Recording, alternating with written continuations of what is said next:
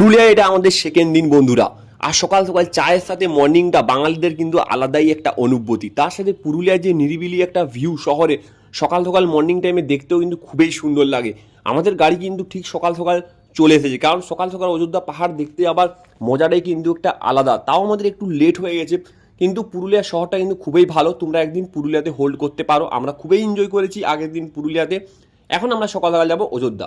এই হচ্ছে আমাদের গাড়ি আজকে অযোধ্যা ট্যুর পুরোটা করার জন্য। গাড়ির ড্রাইভারটা খুবই ভালো। গাড়ি খরচ পড়েছে আমাদের ঠিক 2500 টাকা। তোমরা চাইলে আমি গাড়ির নাম্বার দিয়ে দেবো, তোমরা যোগাযোগ করে নিতে পারো। সকাল সকাল তোমরা ভিউটা দেখো পাহাড়ের, খুবই সুন্দর। পুরুলিয়া থেকে অযোধ্যা যাবার প্লাস পয়েন্ট একটাই কী জানো তো, যখনই তুমি অযোধ্যার কাছাকাছি যাবে তখন তোমরা এরকম পাহাড়ের যে ভিউ সেগুলো একটা আলাদা লেভেলেরই পাবে।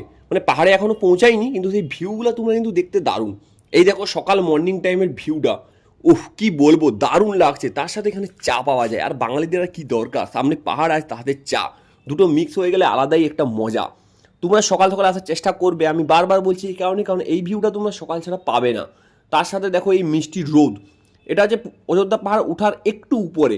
একটু উপরে যদি তোমরা এরকম ভিউ দেখতে পাও, তোমরা ভাবো আগে আগে কি কি আছে। এর জন্য তোমরা আমার পেজটিকে জলদি করে ফলো করে নাও বন্ধুরা।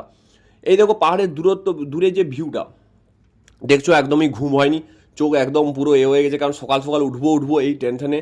তো বন্ধুরা, যাই হোক না কেন, এই রোদ আর এই পাহাড়ের ভিউ দেখে আমার মনটা কিন্তু খুবই ভরে গেছে।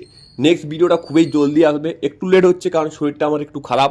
তো জলদি করে তোমরা সাবস্ক্রাইব আর ফলো করে নাও।